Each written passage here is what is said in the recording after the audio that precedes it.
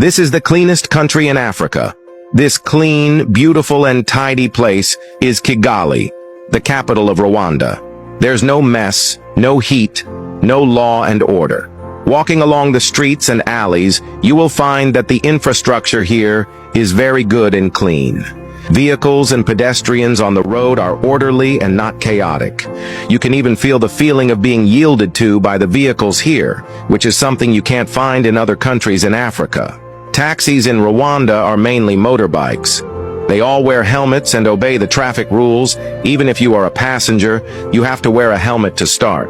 Rwanda is still an underdeveloped country with few resources, and people are not working hard. But the security is good. The people are simple.